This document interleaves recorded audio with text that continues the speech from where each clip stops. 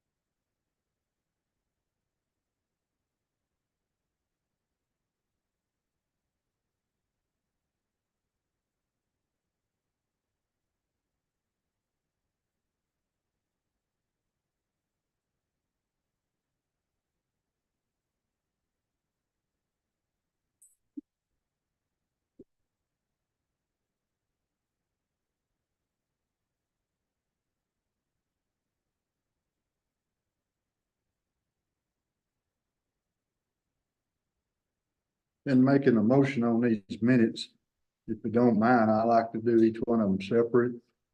Because I know on July the 8th and July the 11th, I was not in attendance at those meetings. Okay. And I'm not gonna vote on them. Okay. So you want to take July the 8th and July 11th together, correct, Commissioner Wright? Well, depends on Jason. I don't think he was here July the 11th if he wants to vote on it. Well, we'll do one at a time. That's the reason Yeah, I that's asked to do one at a All time. right, Commissioners, let's do July the 8th first. Any changes or updates anyone sees that we need to do on July the 8th minutes?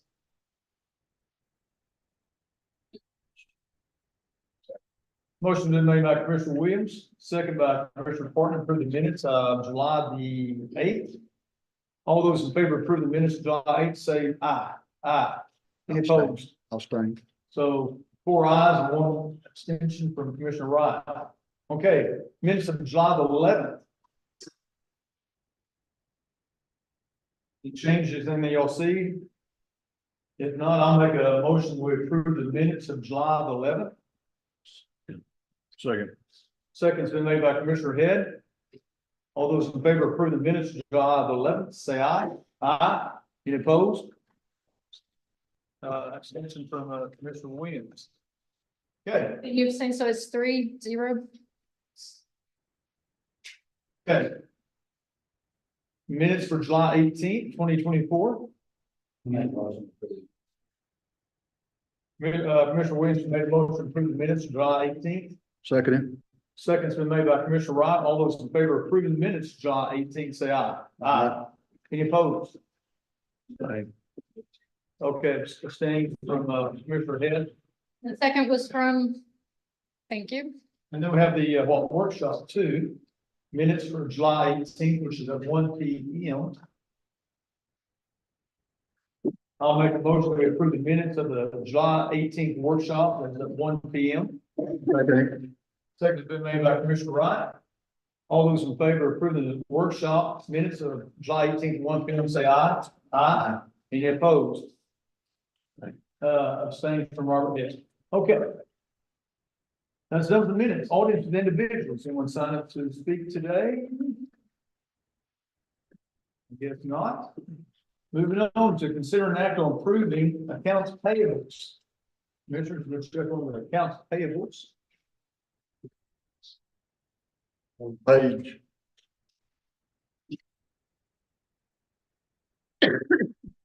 3. Under precinct 1.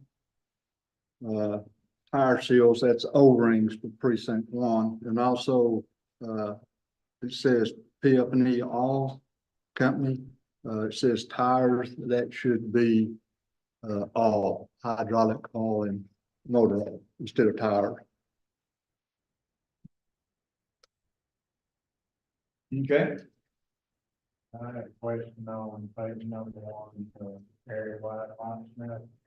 What did, I know they had to change some keys now and. yeah, if I need to, I'll call Guy up here, but, go where the keys were not working in our doors for us locked up in the evening. So we got this locksmith to come in and, I guess keyed everything. We all got new keys. And, I don't know, Melissa, did we get y'all keys too? Yeah. So we got everybody new keys for all these doors. And they're working. Waiting on the ball, I guess, the ball, We get word later on, same ball. the ball. Would you like for me to address that? That's the vault where we keep our exhibits. And it would not open. Right. That's where we keep our exhibits, is in the district attorney's office has a vault. And that's where the clerk keeps their exhibits. And we could not get it to open. The lock was gummed up. We didn't have to break the door. He was able to get it open and cleaned the lock. It looked like it was just really gummy and old, and he said we aren't servicing them the way we should be. They should be serviced at least every other year. And nobody knows the last time those vault doors were serviced. Probably when the courthouse was refurbished. That big part. He said actually that's probably what happened is someone put WD-40 in it, and that's not what needs to go in a lock. It will degrade and make it gummy, and then you have your bill. Other one I had, I guess, is yours on your deal, Sonia. Yes. Mhm. Was it the vault? Thanks, Dave. I don't get it. That's the JP's law. Yeah, that's not me. She orders them, if she orders them, to go in there to do it, the county pays for it.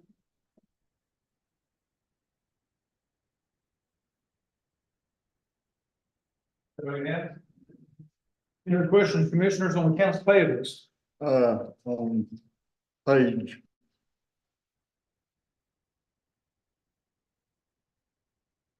What? On page number 6. Precinct 4. I just noticed a deductible for damage to a car. Yes, so come off the haul truck, come off the belly line. Now, yes, officer, windshield. Okay. That wasn't good, was it? Lady retired.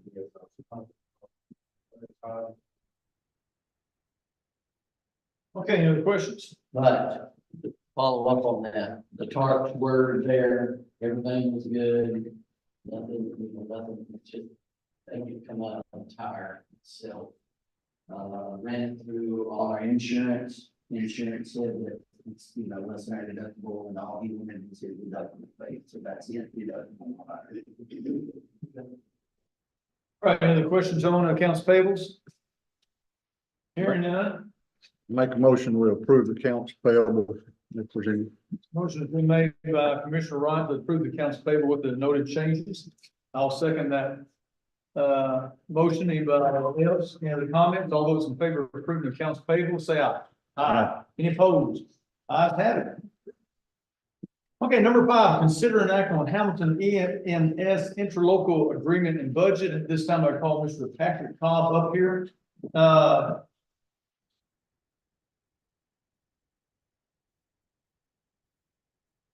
Patrick, good morning. I'll kind of prep everything up. Commissioners, we discussed this, I don't know, 3 weeks ago, whatever it was, 3 or 4 weeks ago. And the updated news is Sensaba did pass their portion. And this is in regards to the 3rd ambulance. Mills County has one, Sensaba has one ambulance, and then we share the 3rd ambulance back and forth. And as y'all know, Hamilton County Hospital District EMS Services has had some increases. So this is where we're at right now. And the proposed increase, what myself and the judge at St. worked out, we're splitting that third ambulance. And we thought it's best to judge it on the call volume on the third ambulance. The third ambulance accounts for 39% of all pickups. So St. Sabin's call volume is a little larger, which is 55%, ours was 45%. So St. Sabin approved an extra, their total was 382,500. And if our commissioner court approves it, our commitment would be $367,500. Is that correct, Mr. Cobb? Yes. For the next budgeted cycle. Correct. So Patrick, did I leave anything out? You need to.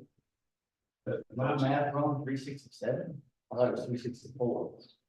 Well, it's 117,500 for the, based on the call volume. 45% of 250,000. What's the total cost of the ambulance that we're talking about, that we're splitting?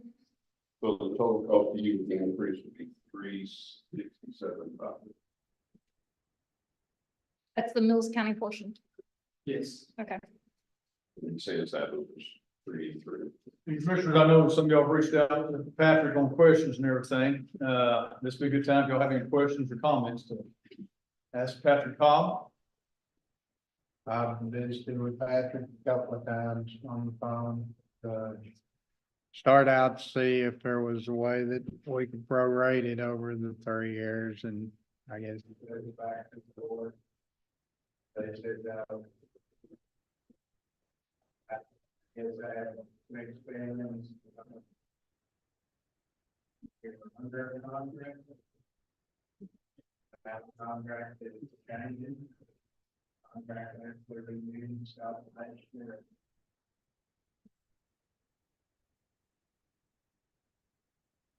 I know the only problems that I have is that I know that being in town, most of the people in town that stop me and talk to me, they want law enforcement and they want EMS service. And I know that it's hard, they don't get much, from these county roads that we run up and down on, but they do want an ambulance service and they do want law enforcement. And I think we've tried to do that in Mills County, and it's been awful good. I hate to see the cost going up like it is, Dale, but I don't know any way around it. I don't know, either, but you're talking about people that live in Gulfport when you get out in the scattered areas, they want the roads. I understand that, and I have the same situation here in town and outside of town, but most of mine around town, and they want a service, and I know this county spent a lot of money on the building that the EMS is housing right now, and yeah. My big problem is the $87,000 in clear that y'all are asking for. What now? The $87,000 in clear that you're asking for. I still can't understand. My biggest problem is $87,000 over you're asking for. 87,000. Well, you got 202 and 39, you take that away, that's 167. And you're asking for $250, $87,000 more, 163. It's $87,000 more than y'all's expense. Oh, I understand. So to your point, what we did in part of Commissioner Department tonight's discussion too was not only prorating it, but see if we could divide the costs in half, et cetera. And essentially what our auditors did is they added 3% just to do a cost of living increase for employees only. It'd go out 3 years. And if we did try to prorate anything at all, we would be again at a deficit year one, not to mention years 2, 3, and 4. It would just be an accumulation deficit. To get us just to break even, that's not just cost plus 10%, that's just a zero margin. We would have to be at the 250 starting out because we're already essentially at a deficit now. The deficit we're showing unfortunately shows on the St. Sabin books because that third ambulance lives. Yeah, I understand that. And so that's why it showed the 202 negative in St. Sabin and 39,000 positive in Mills County.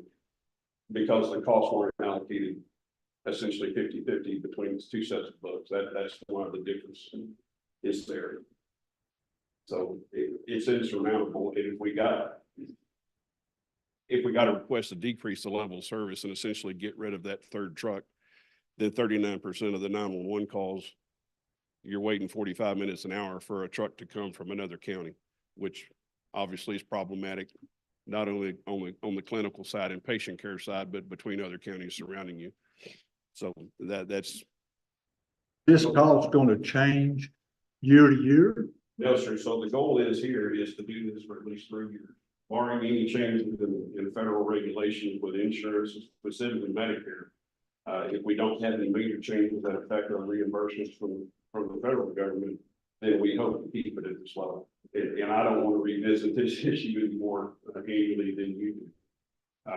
And we even went back and looked at those numbers because I was hoping this would be a question. Since we're a Part A EMS provider, the critical access, we get reimbursed differently from Medicare than other ambulance services do.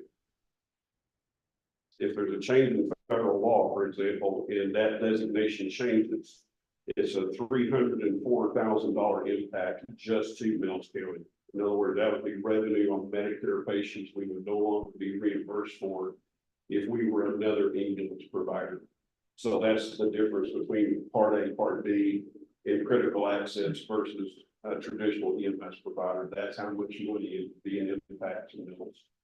But again, barring that or barring some catastrophic change in regulation, I hope to not see anything for at least the next 2 years. And, you know, that's the commitment I made to the Commissioner Department and to Judge Johnson, and you know, that's what we're going with. Any other questions from Mr. Cobb? Yeah, I still have a problem with that.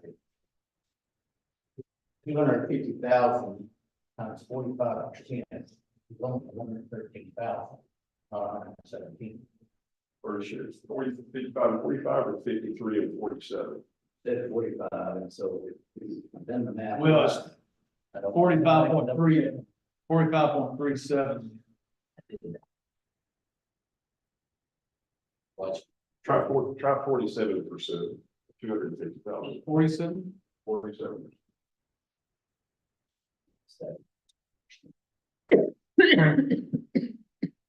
Yeah, 7% equals that. 47%, sorry, Our So- call volume is 47%. 47%. So how did we come up with, I mean, because this paperwork right here says 5%. These were negotiations between Judge Johnson and Judge Foley, and what they did is I provided 3 years worth. This is 3 years numbers average, that's what was, one is the last fiscal year. And they averaged 3 years of call volume. That makes a big difference. Came up at 53%. That's a difference. 47. And that's what. Because we did not budget that in our budget. Now, I can't remember for their budget. Sure. Yeah, the previous numbers. So we changed it at the last workshop to 367,500. Well, it wasn't when we reviewed. You must have changed it afterwards because Friday. Got a new one that's it in wasn't it. in Thursdays, Judge. Yeah. So if we changed it. How about that? Double check. It was very big and, Then I went back to the summer, we did I'm check. looking at it, it's not changed, so.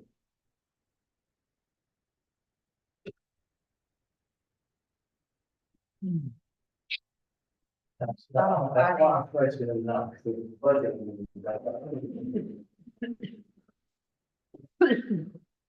But it has been corrected some? Okay. 367,500. Okay. Okay, Commissioners, any other questions for Mr. Cobb? And so are you going to redo the contract or is that gonna be on our side?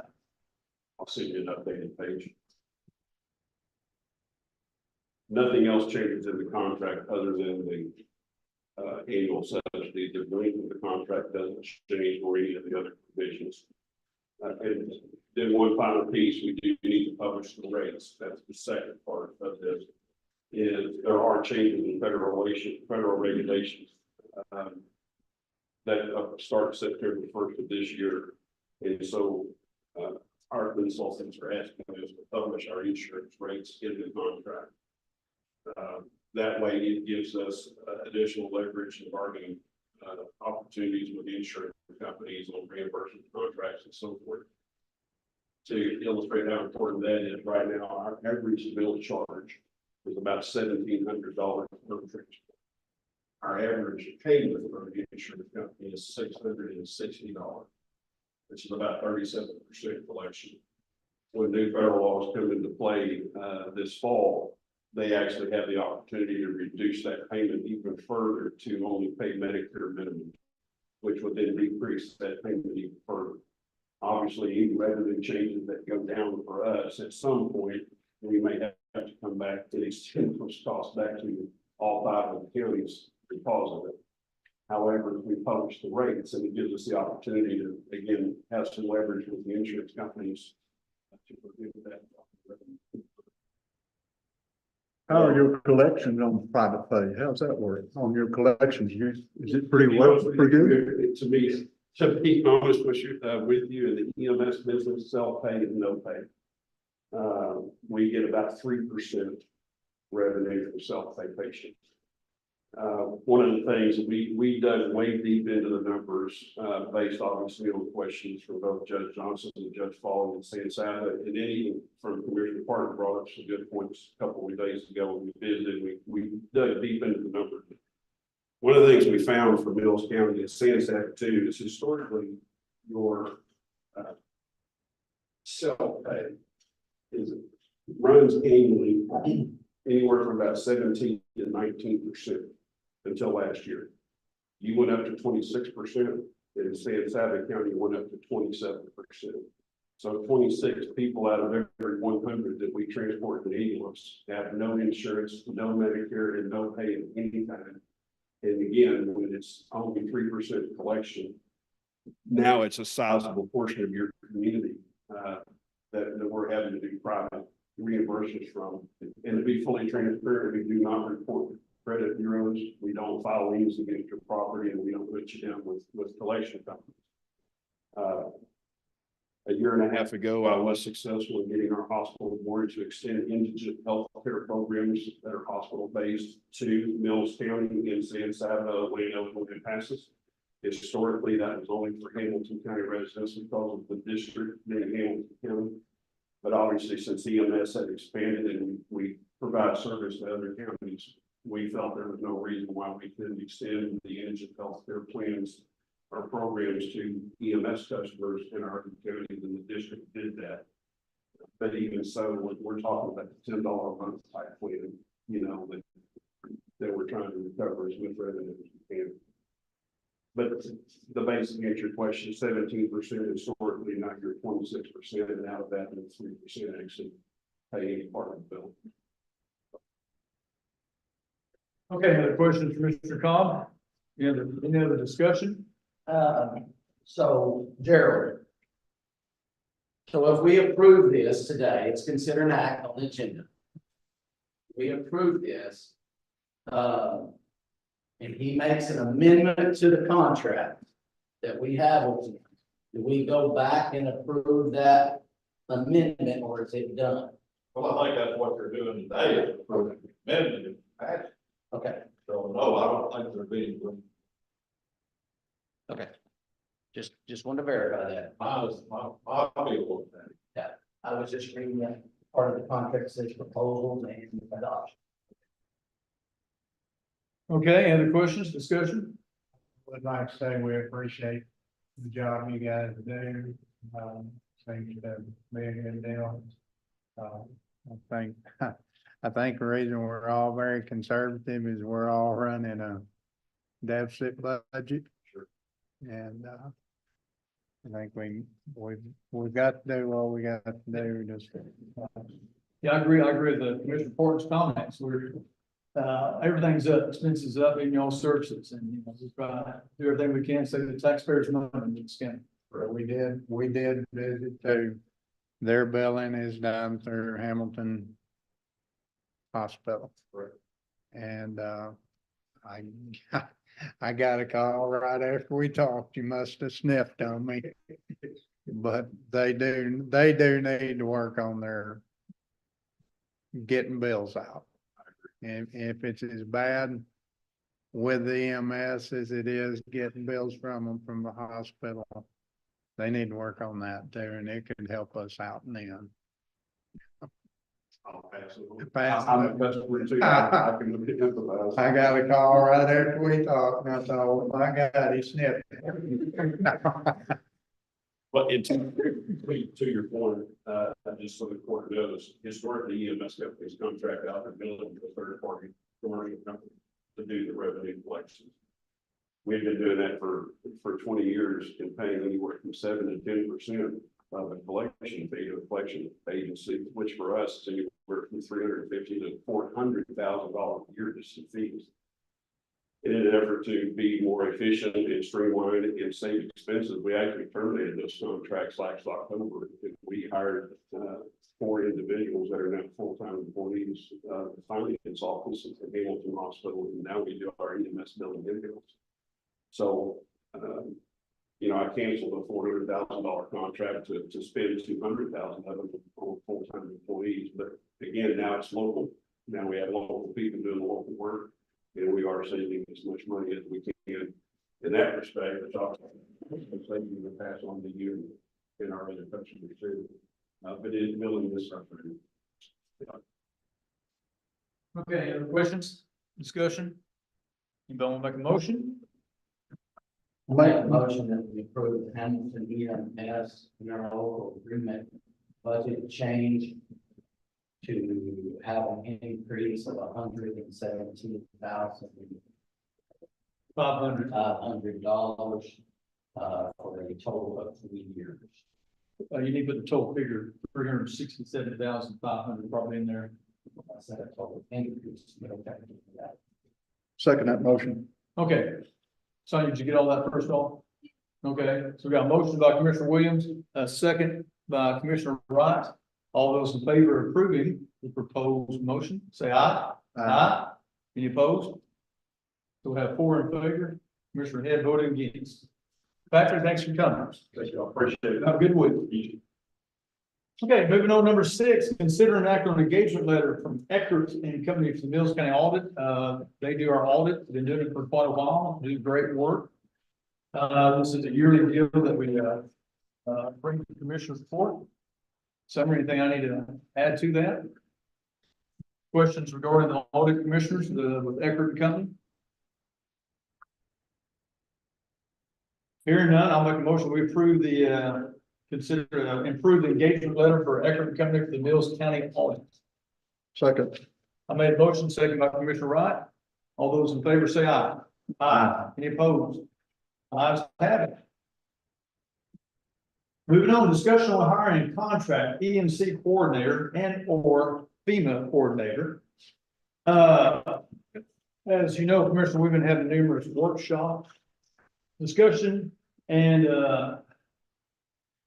regarding the EMC coordinator with our somewhat deficit we're facing right now, I do not want to create a whole new budget office for EMC coordinator. I was really kind of nervous in my stomach about taking on any more responsibilities. My plate's pretty full like everybody's, but I've talked to Holly, I've talked to Sheriff Poole quite a bit.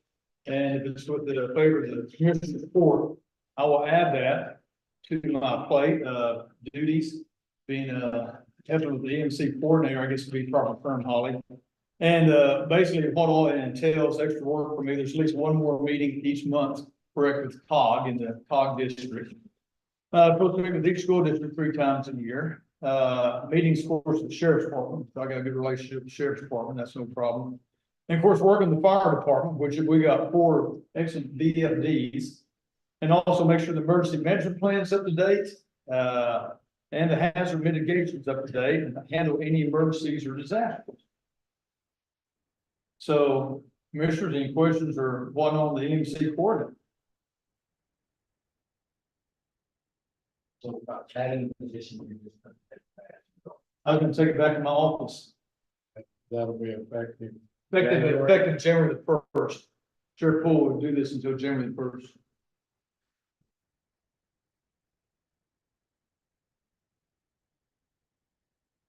And also, we have the discussion on the FEMA coordinator. So you gonna do that? No, I'm not, I can't do all that too. Let me talk. Now, come over here. Uh, Now, I will work some of the things. y'all know me, all right, so.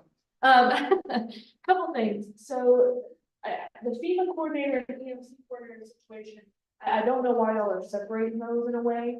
Because if you did have a full-time EMC, they would also be doing the FEMA stuff. Currently, y'all don't have a full-time EMC, so right now, all of this FEMA stuff with the flooding that we had occurred is kind of falling on the sheriff and then falling on him. That's how it is. So him taking on the responsibilities are already his responsibilities. As the county judge, he is also, his other title is considered the emergency management director for the county. If you hired an EMC, that would just be the county judge delegating those duties to somebody else. So that's where the differences are. So currently, yes, you are still the emergency management director, but currently he has delegated those duties to the sheriff. Whoever is in the position of the sheriff has taken on those duties and roles. So that's kind of where y'all are right now. So I think currently you don't have somebody that goes to fires. You don't have somebody that helps with grants and stuff. The volunteer fire departments kind of do that on their own. Right now, you don't have someone that assists with that. But those are roles that a full-time, if the county's paying for a full-time EMC, those are roles that are laid upon their assigned duties. So currently we don't really have anybody that does that. Like I said, everybody kind of does it themselves, but that would be like a full-time EMC. That those things like, you know, working with safety and security committees with the school districts, the fire departments, working with EMS, things of that sort is what you would have in a full EMC. On the FEMA side, this flooding side, that would also be one of their duties. But currently, since you don't have one, you have to delegate that to somebody because, again, I've told y'all time and time again, it is a lot. The road to get public assistance and reimbursement is a lot. And we just last week sent out the request for public assistance. Sheriff Poole and I sat down and it was a quick form. The primary and secondary contacts were I believe it was the sheriff and the judge. So those are the two contacts that are going to be started. If we had a full-time EMC, you would put that EMC as the primary contact because that would be their job. That's why you're paying them. But the judge will always have to be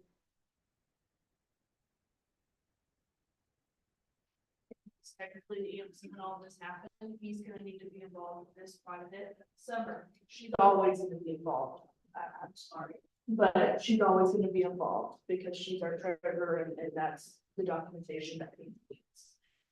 So there's two different differences. When we start talking about reimbursement, you cannot get reimbursement from the flooding stuff for just daily dues and daily duties as an EMC. But if the EMC sets 5 hours each week to send in documentation to FEMA, to do the flooding, get on the phone calls, go to the meetings, do site inspections, yes, they can request reimbursement for just that time, not the time going to a fire chief's meeting or going to the school meeting. So you have to separate those two if you're looking at reimbursement and if you're looking for someone just to do certain duties. What about a FEMA coordinator? So if you're calling him a FEMA coordinator, you can contract somebody out, but that is something that we would for sure want to get Matthew Weeks involved to make sure if you decide to do that you go through procurement, the proper procurement, your proper policy and procedures at the county level, so that if you're wishing to get reimbursed from FEMA, you're good. You got it all in order. But if you're calling them a FEMA coordinator, their only duties should be just for the flooding event. They should only be going to summer to get documentation for the flooding. They should only be going to, sheriff's office for flooding stuff. They shouldn't try to go to the school for safety and security needs. They should, things like that are daily operations. They are just going to be reimbursed for anything that is about the roads and about the flooding that happened in May/June. So understand that FEMA's not gonna pay you to hire somebody full-time to just do a normal EMC job. They'll pay you partially, they'll reimburse you for anything like an EMC that you have hired to do everything. They'll partially pay you for the hours that they did on the flooding incident, but they're not gonna pay you for a full EMC in the county. And that's why it's a big deal to document your hours, document your daily logs. Like the sheriff, he's been documenting every time he works on the flooding. He makes sure to document it because there's potential for reimbursement on that. What do you think about someone helping with the FEMA aspect? We talked about it in the workshop about, having, treasurer that reading the attorney general report. All about that. I meant to mention this to you. But I did contact Trish out of Comanche County. She had been in Houston the last 2 weeks. She just got home, she couldn't remember if she was gonna come home Saturday or Sunday. And so she had commissioner's court this morning in Comanche, and she had missed the last 2 weeks. So she could not be here today. So I did try, I attempted for that. I truly think that would be a benefit for each of you. I know some of you have talked with Trish on the phone and maybe Marcia out of San Saba. I think that would be a real benefit. I know we're kind of on a time crunch right now, but I would reach out and talk to them too, because they do a lot more. Every county is different, what they need and what they want. And so each county has their own needs. So Comanche does things a little bit differently than San Saba. And if in the future y'all decide to get that position again, Mills County is going to be different a little bit on needs. So, but I'm sorry. We also, the attorney general report. That was for the year 2008 and correct, Jason?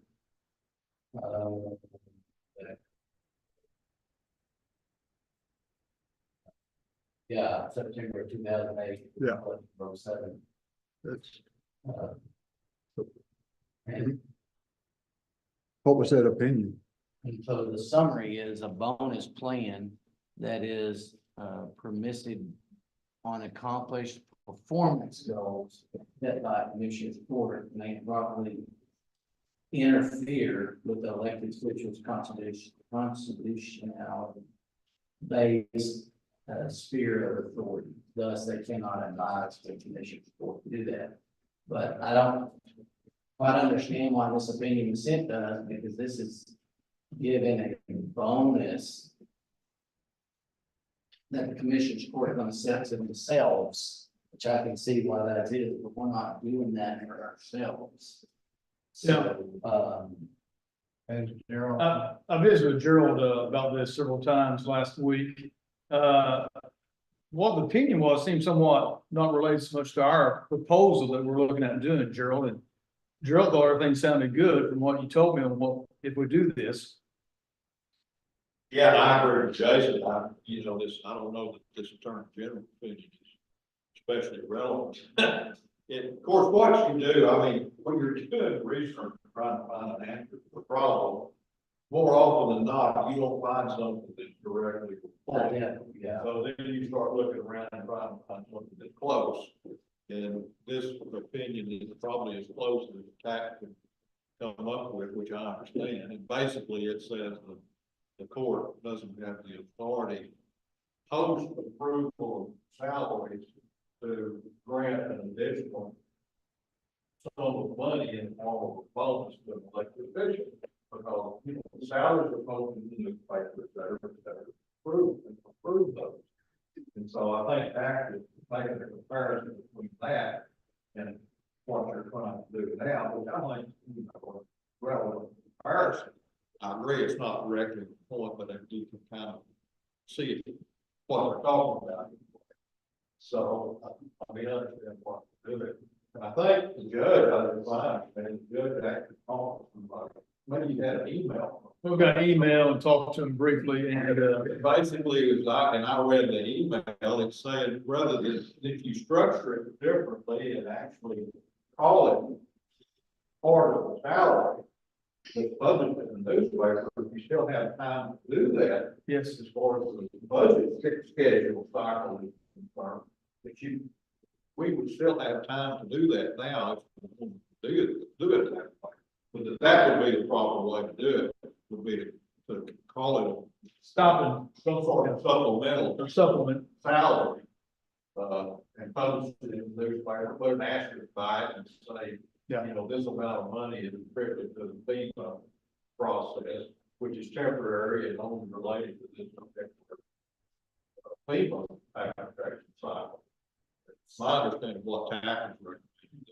So, or did that TAC and y'all's visiting over that legally, do you have to resend all the letters back to all the elected officials? And I guess it has to be in the newspaper. That's in the newspaper. I don't think we'd have to go through the salary grievance committee again, Gerald. I On don't that know aspect. that you would have to reconstitute the committee. It's all right.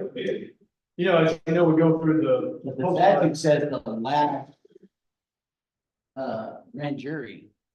We've got a new grand jury. You know, that's a tax question. I don't look at the answer. I don't, to answer your question, I don't know.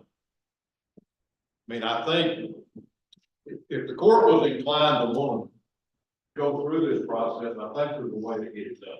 Right, I think when we're on calendar, we still have time to do it. But if you're gonna do it, you need to do it quickly, or you're gonna run out of time. Well, the bonus situation is out. We know that. We You can't, can't call it. no, we can't, that's no way. Yeah, you can't just award more money to a public official because you think they're doing a good job. That violates the United States, I mean, the Texas Texas Constitution says you can't do that. You can't pay somebody for services that they were supposed to have performed already. So we, Pay for additional services, but you can't just say, well, you did such a good job, we're gonna give you an extra $10,000. You can't do that. something going on here, I don't know if all of y'all, but remember, but years back, we did a supplement to the two elected officials, the JP and the sheriff. My wife says that, but anyway, in that they were magistrating for Hamilton at that time. And so we added, but we did that at the beginning of the process, just like what Harold's saying. We went through that whole thing. And then the next year, we did not have to do that anymore. Because they got whatever fixed over there that they had problems with. So it's not like it's a new thing. It's just we got to get it in the salary line out of it. Yeah. I'll read for the record real quick. Y'all got these in your packets. It looks like you have plenty of time to republish the notice 10 days prior to your public hearing. You should be fine. Go ahead and put the amended salary into the proposed budget. You filed with the clerk on July 31st. Maybe put an asterisk indicating that it's changed since the initial notice, elected official salaries, same on the amended notice. So that's the comments. And that was John Reddington, TAC Legal.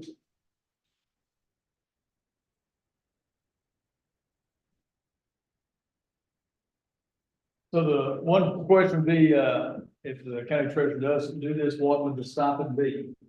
Monetary dollar figure. Commissioner Barton, any thoughts? Oh, I've got some figures. I hadn't discussed it with nobody. I'm gonna say from 30 to 35. I was thinking 30. Around 30,000. Okay. Don't even know if that'd be acceptable.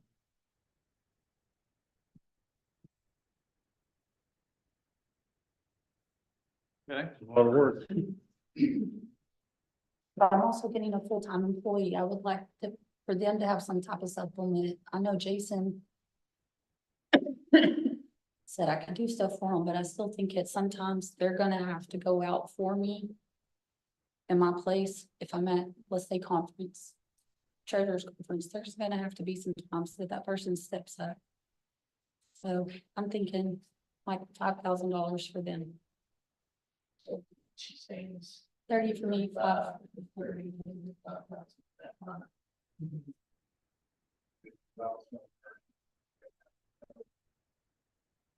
All right, if we do that today, then I would like to get to hop on that. Okay. So 39,000, 30,000, which is the five. five on the assistant. Okay. All right. I think in there. That sounds. Sounds fair to me. Yeah, reasonable, because it's gonna be a tough situation. Yeah. And the only thing about it is that we say a full-time job and it's really, it will be for a while, I guess. But they're gonna. When it's over, it's over. Yes, yes. I understand that. That's what I'm trying to say. I'm discussing, Yes. Senate Bill 22 or anything else, but Jason alluded to a little while ago, and that was right after I came on, in one of those cases, when one of the cases ended, there were lawsuit threats and everything else, because the money was being taken away, and that was part of her or part of the salary. Well, it actually was not, and neither will this be. You know, this will be for Well, FEMA required stuff. but that's why we approved the elected official salary. So Okay, and we will make the changes then in the Global Eagle for the proposed salaries in today. We got to 12 noon, get that in. Run the paper. And of course, summarize that to the budget. Any other discussion on this, gentlemen? Yeah, still on 7. Anything else on 7? This is strictly for the FEMA Yes, coordinator. yes. We're not even considering the contract for the EMS. Well, that's gonna be the But next it's gonna one. be next. Yes. Okay. Yes, all that question. Ollie, don't come up again, please. Yeah. Do you think that we're very possibly going in the right direction on FEMA? May not think, maybe not. So. Yes, I do think you do need to delegate someone to do the FEMA stuff. I do think that, because all of this running around between people can get a lot, especially when we start getting into the weeds. And we just sent in the request in the application, so you're fixing to get in the weeds. So yes, I agree, delegating just the flooding and the FEMA stuff to one person right now is the right idea. Yes, the judge is still gonna be involved. Yes, the sheriff's gonna still be involved. Yes, Summer's gonna be involved, but there's gonna be that one person that's gonna be the POC, the point of contact. So yes, that keeps it organized, and that keeps all the information going to one person at a time instead of multiple. So I do agree with that. On the other end, and this is something I know y'all are structured right now, we're trying to, I do think Mills County would benefit from an EMC position. I truly do. I think because, you have nothing but volunteer fire departments that they have lost out of grants just because they didn't know, or it takes time to write grants and they don't have the time, they don't have real jobs and real priorities. I think the school districts would also benefit from somebody coming in and helping them with their emergency plans and helping them throughout the school time, even sometimes, but school year. And I think y'all would benefit, but I understand where y'all are coming from at the same time. We're a very small county, and our budget is very small. So I do understand that. But on the FEMA end, I agree. I think delegating, just focusing that as a priority right now, if you really want to take on the role and the steps to get reimbursement for the growth, because I mean, we did over $2 million worth of damage assessments, and that's maybe half of what y'all really had. I think you do need to take on this public assistance and do your very best to try to get it or get some type of reimbursement. I'm not saying you're gonna get everything, but I think you do. I think you need to try, and I do agree having that one delegated person to take on, to get those phone calls, to receive those emails, having that one point of contact keeps it organized. So. I agree with Holly, and I'm all for next budget cycle looking for EMC coordinator. I just feel like I'm just expensing everything right now. It wasn't a good time for us. And I think, grouping the right people, having the sheriff in the room when y'all discuss those things. But I also later on, bring Trish and bring Marcia and bring Lacey from Hamilton, bring them in the room and let them talk to y'all about what they do and what benefits they bring to the counties. So I really think y'all would understand coming from somebody that's in that spot. My job and my duties are very, very different than a county EMC. I do more state, that's what I am, but I truly think you'll would benefit from it.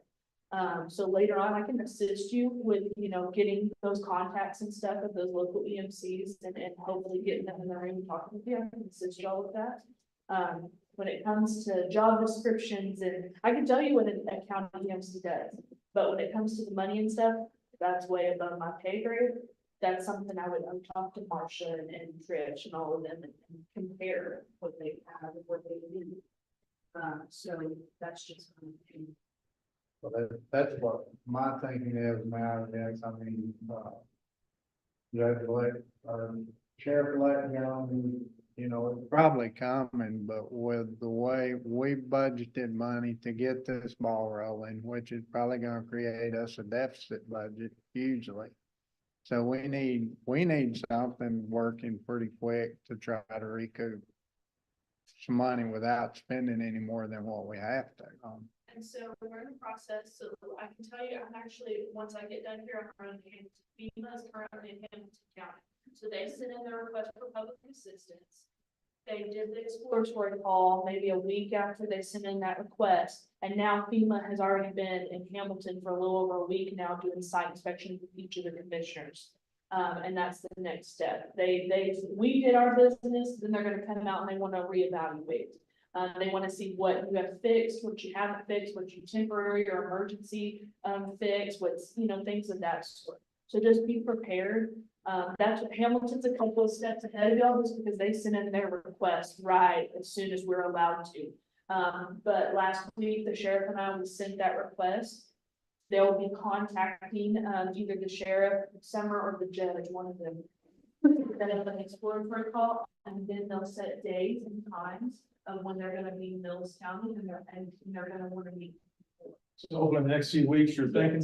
Yes, it took Hamilton, because it was a holiday, July 4th was a holiday. So it took them about 2 weeks to have that first phone call after sending the request. And then, like I said, they started last Monday. So it was right after July 4th. They started the ball rolling. And the EMC Lacey of Hamilton, she has continuously been uploading documents, receipts, labor costs, things of that sort to the portal so that FEMA can start going through it. So I can't give you a timeline of how much reimbursement, but getting the ball rolling makes it faster, makes it quicker. So just for y'all situational alerts, just know in the next couple of weeks, next month probably, you'll be getting called and I'll be there. You have to have a state representative there with you to do the site inspections. So I will be there with y'all as well. And we'll schedule time and days just like we did in the past to go out with the FEMA representative from wherever. The one in Hamilton's from Washington, D.C. So nowhere near us. But any other questions? The question, well, hang loose, we're gonna be discussing something else next here. Any other questions for Holly? In the discussion on hiring an EMC coordinator and or FEMA coordinator. Commissioners, anything else? Okay, here none, we'll go number 8, consider an act on hiring a contract EMC coordinator. Now, Holly, again, I talked to you earlier about, assuming I take over some of these duties and stuff, it's my time, I'm the director.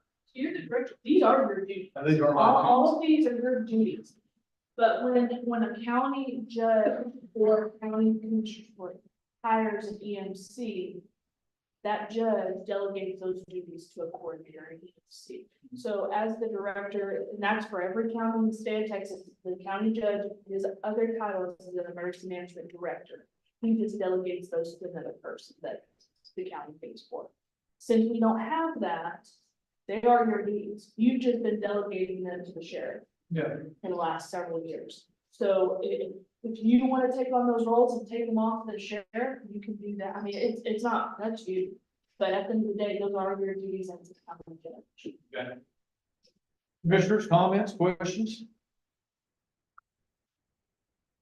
Looks like you have a lot more. Yeah, I'm not real excited about it, but I want to address this next budget cycle. I know, Tatum, Holly, David Shaw has all been excellent working with, all the sheriff's department, everybody. So do we got to consider an act on hiring and contract EMC coordinator? We still need to take a vote and everything to do that or not, since it's under my purview? Table it. Do it if you're disqualified to draw. It falls back in my office. I don't see we really need to take a vote or anything. I don't know.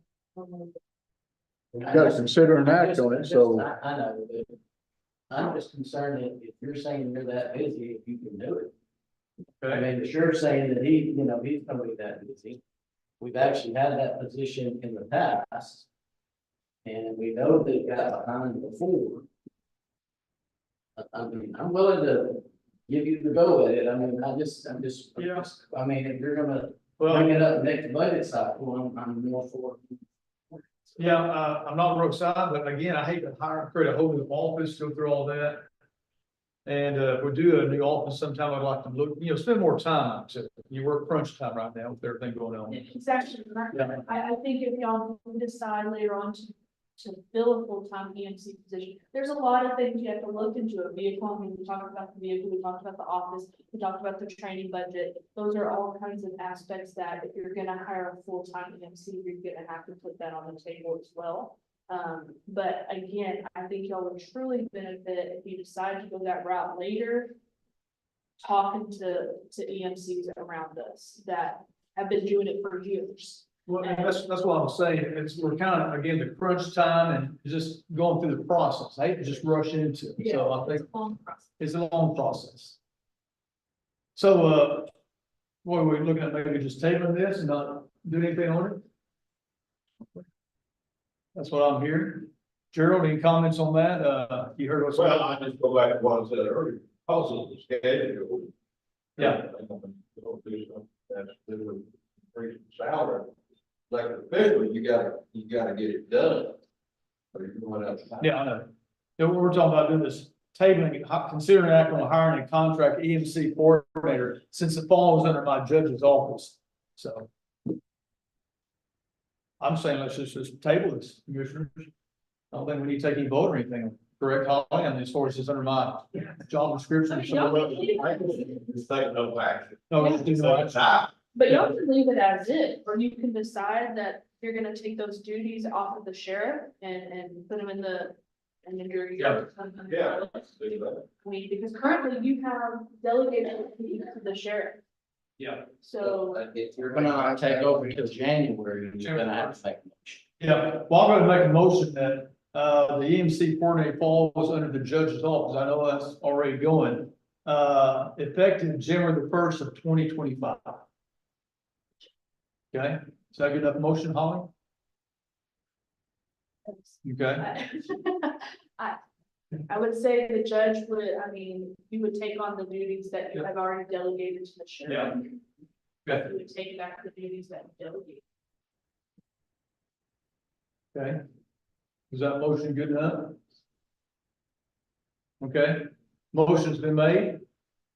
Do I hear a second? Second. Second's been made by Commissioner Parton. Any other discussion? All those in favor say aye. Aye. Any opposed? One opposed. Okay. Thank you, Holly. Number 9, discussion 2024-2025 budget and budget calendar. I reached out to our interim chief appraiser, Lori Friedrich, this morning. And she said the certified tax rolls should be out later today or first thing tomorrow. She's still verifying some numbers. They were still having protest hearings last week. Those came crazy. And the reason why they're having a protest hearing still is because they were so far behind with the other issues of the management. Really? Okay. Okay. So, As you know, once we get these certified numbers in, then Charles Miles and Summer can get more, numbers out. And that'll be the process. Any questions, commissioners, the budget calendar right now, there's the budget calendar, I think it's included in your packet.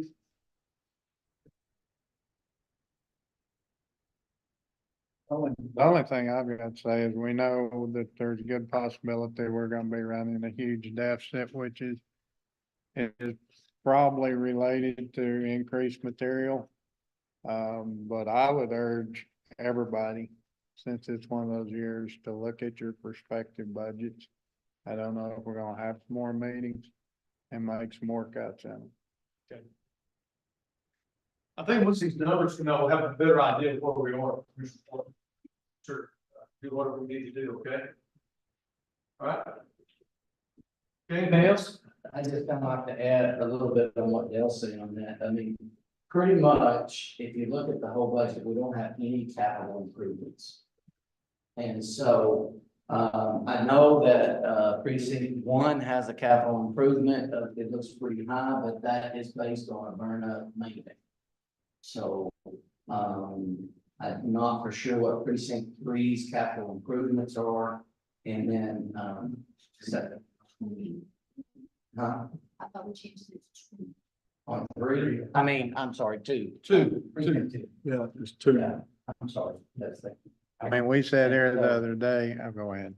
Anyway, and so I'm also thinking that, I really don't want to cut mine down to 0, but, I'm willing to match precinct 3's on that city right now. So I would, make a recommendation on Summer, if you would take that line item.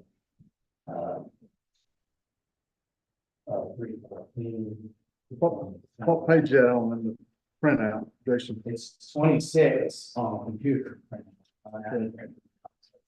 But it's, precinct 4, 314. And to make that deduction of, from 60,000 to 20,000. And so that only leaves, the only really capital improvement about there is, if you take away Mike's burn up machine, is what Robert's got. And then the sheriff's department's capital improvement, like a new vehicle, is based on the city purchasing it, not necessarily the county. Some of their other capital improvements are to the grants and stuff, so it's not necessarily capital improvements that the counties, so, The other thing is even on precinct 1, and that's the next thing on. I could sit in and found some maintainers out there that were viable within that deal. Yes, So you still got 50,000 on top of that. yes. Robert's got 100,000 on. The 50,000 I had on mine is, of course, the vehicle that the commissioner uses. It's 10 years old. you didn't say anything in budget hearings over a year. Yeah. But it says discuss the budget. So I'm, Yeah. I don't know if y'all be willing to, but I think this year it helped a lot. I think what we need to get the payments. Dale, I think we need as close as we can to about the budget. Commissioner Head, any comments on your expenses or anything, equipment or whatnot? Your precinct, I know you're tied up in the workshop. so mine, Dale, what you're saying is $0. You won't see it come out of mine on. No. We had 50, Very we had 50,000 plus the insurance check. That's correct. We made 110,000. That's correct. But you said you've been able to find some maintainers that had 61,000 to go. Yes, that is correct. So what we're talking. Well, I hadn't went out and priced them because I hadn't had time. I've just seen them on the internet. Yes, I've looked at them that way. And that's the only way, where you can buy one of them in Illinois for that, I don't know. Where you find one in Texas, I don't know. You're saying that. But I'm thinking 29.5, yes. You're figuring on that, but now you're saying you're figuring on the pickup. That was for the 50,000, well, not the 63. The reason I put it in the budget deal is the reason I have it on the agenda now is that if I don't get it bought in the next, before October the 1st, I don't know what happens to that $61,000 for the next commissioner that comes in. As long as it stays in the precinct. And that was my concern. And but that would be to purchase another man. What they're asking you, if you would be willing to cut your $50,000 this year because of the deficit. Now that's up to you. Yeah, I know.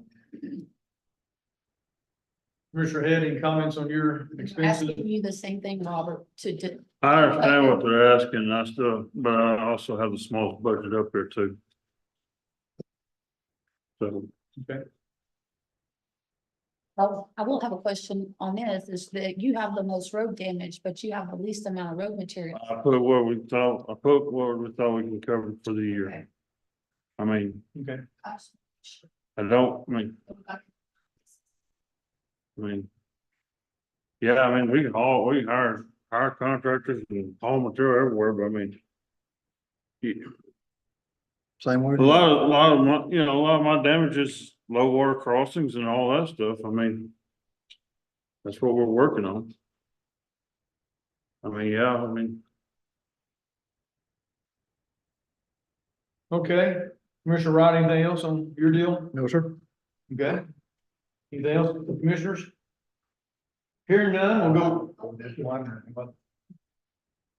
what y'all's decision are. Didn't want to change it. Making a decision on it. Not cutting. In regards to the budget calendar, too, we want to add Monday meetings.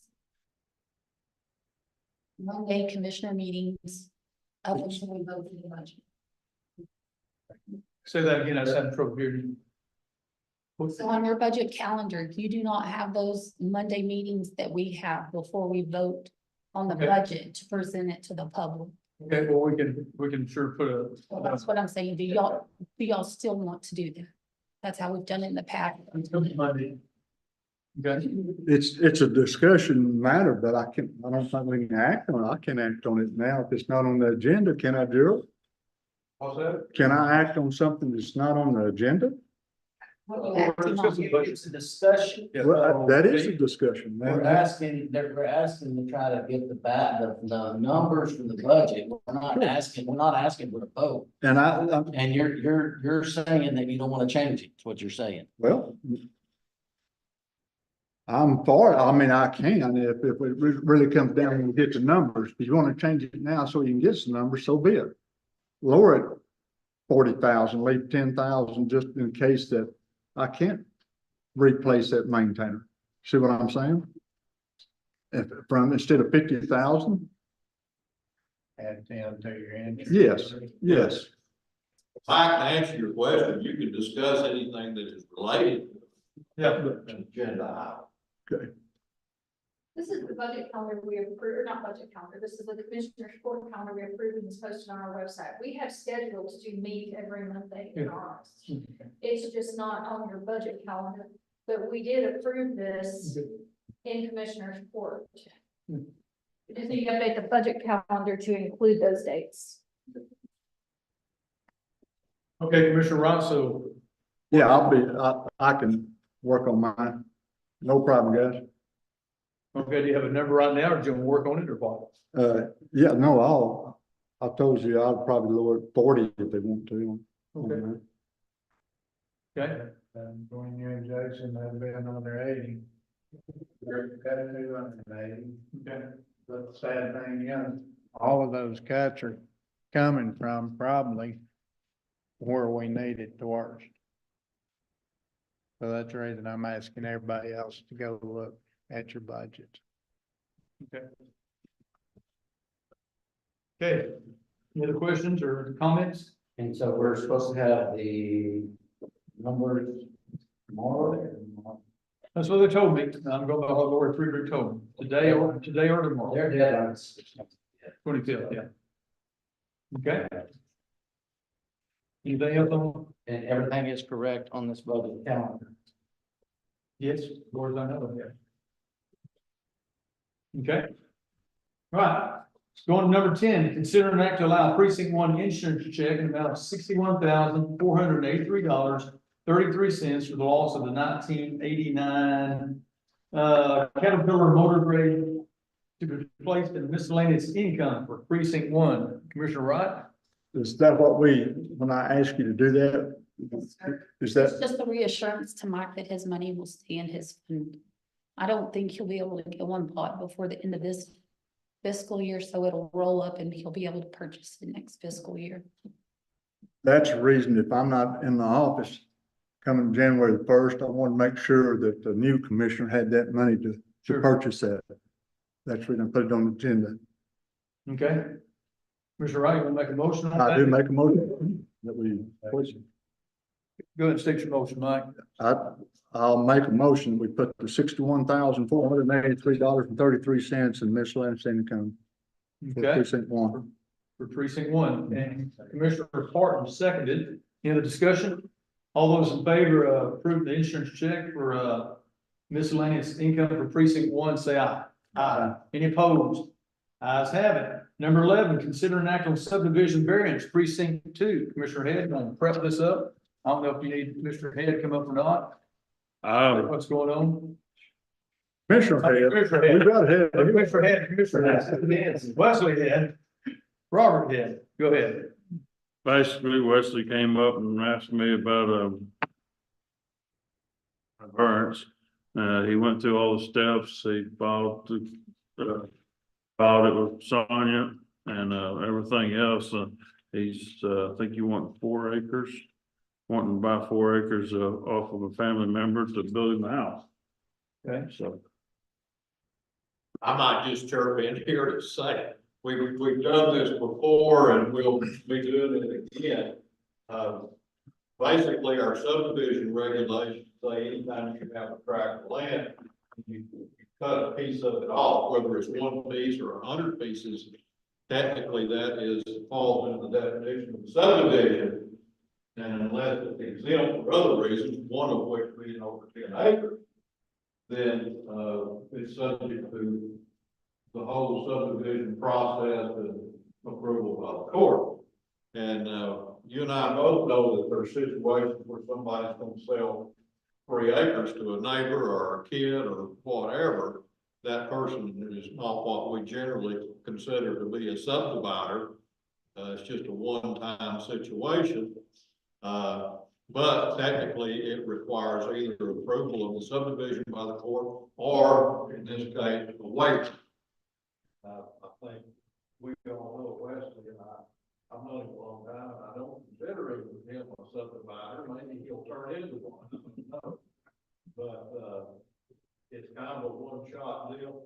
And I've said before, we might want to build in an exception to our regulations to something like this, for somebody who just doesn't sell more than 1 lot a year or something, or 2 years or whatever. But until that's done, then the process requires him to obtain a waiver, or he's subject to arrest and prosecution. I'm pretty sure he doesn't want either one of those off. So that's where we are. I've discussed this after the budget cycle. I want to have a meeting with myself and Gerald, probably Don King, maybe a commissioner, to discuss these subdivision rules and regulations. I think they need to be updated.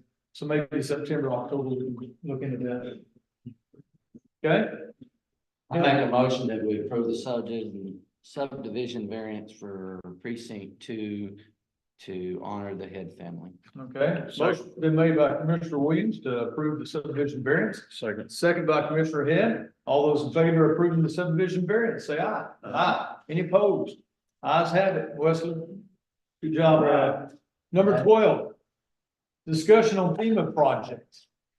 Again, Holly, we got the application in. I know Melissa worked on it and I brought it forward today. Yeah. Just- come back and review for the 3rd time, Holly. So we did last week, the sheriff and I sat down and we sent in that request for public assistance.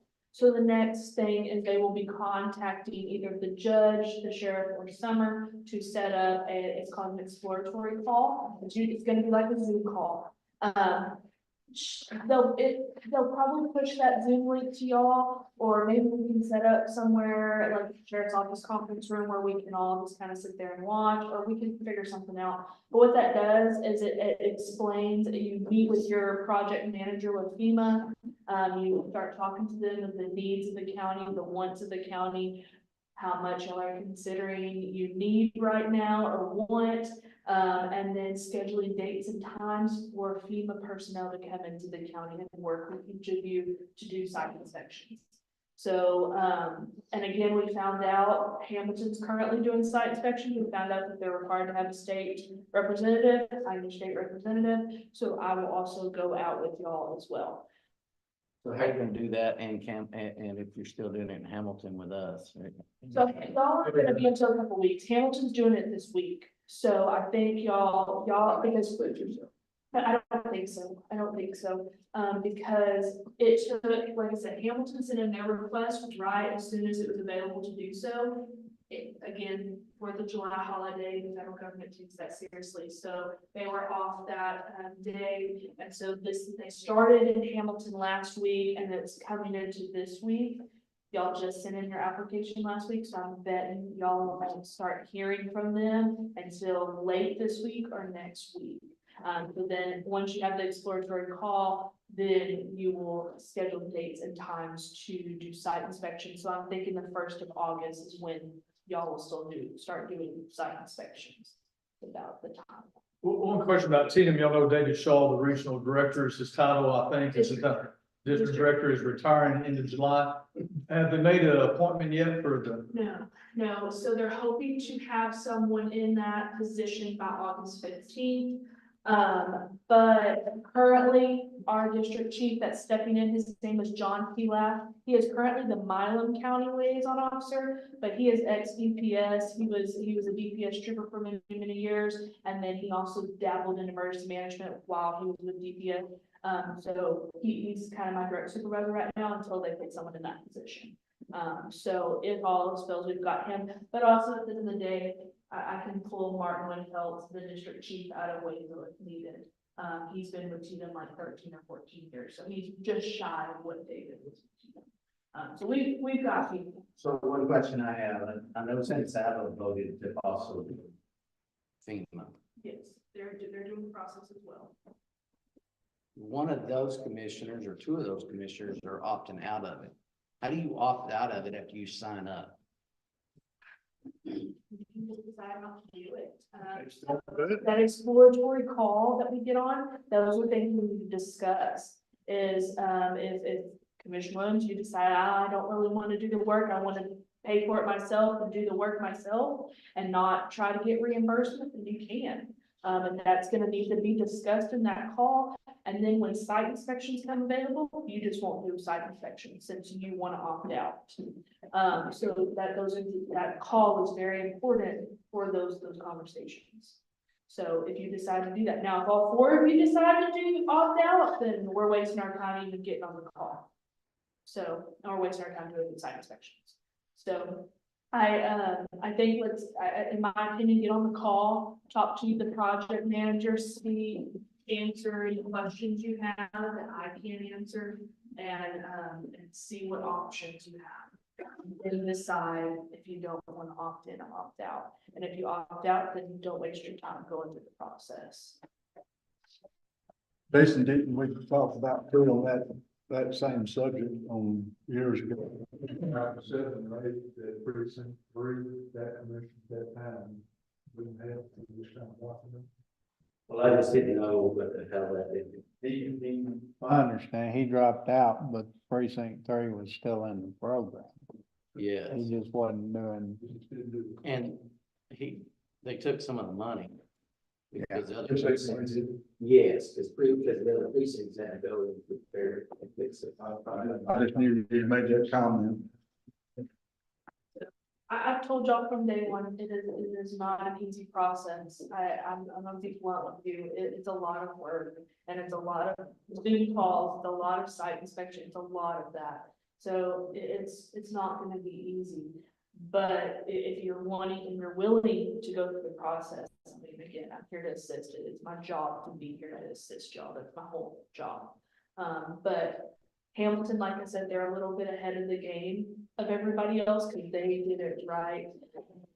Clary, one of the commissioners over there, he's done this before, so he understands it. As again, I know, I think it's one he's talking to, he has a ton of knowledge and experience too. I know Comanche went through the process, Eastland went through the process, and Brown County, I think, went through the process.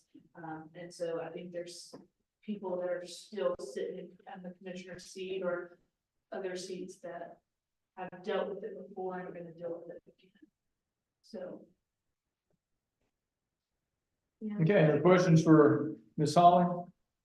Holly, thank you. We'll be talking to you quite a bit on these things. Thank you. Thanks for everything you do. Number 13, Commissioner requests and reports. Commissioner Wright, go ahead. All roads in precinct 1 are open. Some of them are still plenty rough, but they're open. We've been blading and repairing 314, 313, 306, and 310. We've also worked 318, 317, and 315. We've worked 412, 427, 423, and 426. So far, if y'all haven't been out to see, we've received millings so far in the precinct. 56 loads, 42, 38, 40, 47, and 45. And each load consists of about 16 yards, what those trucks bring. That's what's in the yard so far. It looks like real good material too. It is excellent material, and I don't know if that's all of it. Gonna have more. Like I'm saying, I'm just at the mercy of the contractor right now, waiting on seeing what's wants me to close the date. They weren't grinding this morning, but I know they're not there. No, I think they're there. They did grants. Yeah. Saturday. Yeah, but anyway, I wanted that to be known, and also, y'all aware of, I've been having some health problems, and I wanna comment. My two road hands, Mark and Rudy, they've done an outstanding job. I deal with them every day on the phone, even though I don't come in sometimes. I stay at the house, do paperwork. And also, I'm gonna be off Friday, Scott White, so. That's all I have. Well, good luck to you, Commissioner Wright. I know you had a tough time, so let's know if we can help. Okay, appreciate it. Commissioner Head? We worked on, County Road 235. We took a pretty good hit during that flood on that, on a section of road there. We added a couple 10 horns, increased a couple 10 horns.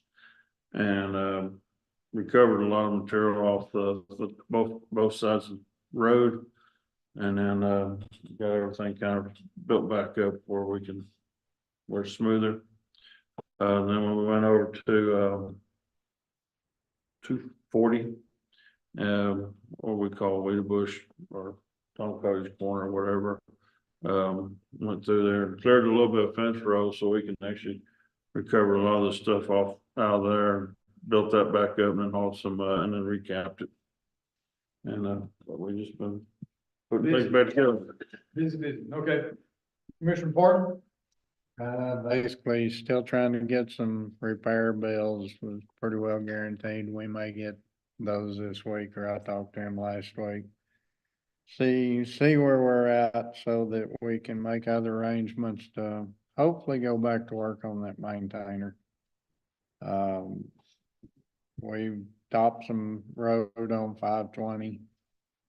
Basically just still hitting spot hitting, but now we're to the point that we're really having to shred those places so we can see where material's at in the ditches, so we can pull it back out. And so other than that, I guess I've made the request 2 or 3 times this morning. Not saying I'm right, but I think every year we should strive for a balanced budget. So that's the reason I ask people to look at their budgets, help us if you can.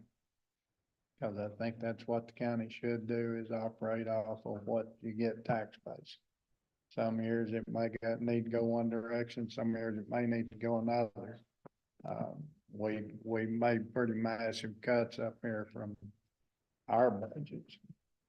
I think it's time for other entities to help us out. And my goal is to have a balanced budget or as close to as we can when we get through with this thing. So that's all I got. Okay, Jason? Been using the rock crusher, for the last couple of weeks, did all of 508 and all of 527. Next question I have is who gets the rock crusher next? It's going to be coming toward the end of the Precinct 1. precinct 1.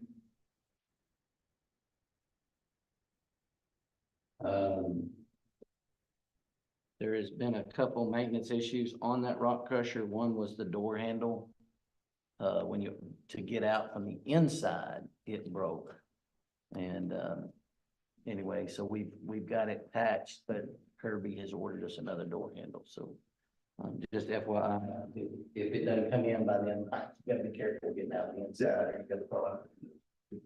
Dale, did you get through with it on everything that you needed? Because I know we kept it for nearly well, when they ordered the part last time from Kirby, we kept it for. We're good now. We're gonna move the track loader. We're gonna try walking some. We're gonna rip one road and try walking it down with the track loader. If it don't work, we'll have to shut it over the ditch and wait till we get it done. Well, like I say, We got plenty to do, not much to do it with. Did a little maintenance stuff on the haul truck and trailer, put the new, tarp system back on the Dura haul trailer. Since that wasn't done, of course, worked on the budget, I'm pretty much guessing like the rest of y'all, we just need to let the public know that it takes time to get these roads up.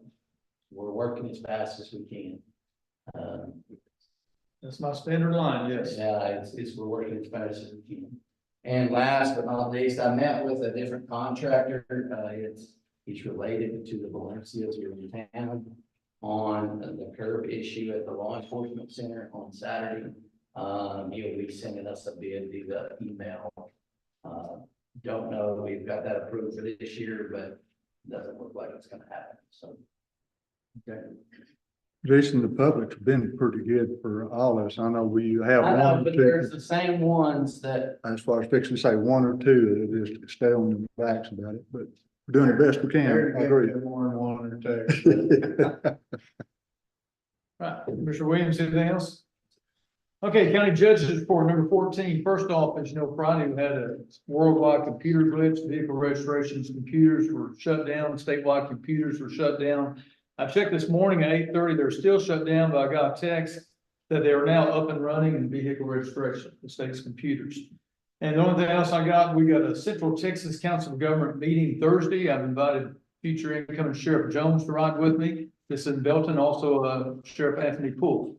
So we'll make a road trip to let them meet everybody. I know Sheriff Poole's already met a lot of them. Mr. Jones meets some of these folks and he'll be working. And that's all I've got. Number 15, adjournment. Anybody ready to adjourn? I'll make the motion, we adjourn. Motion been made by Commissioner Wright, second by Commissioner Head. All those in favor of adjourning, say aye. Aye. Adjourn. Time.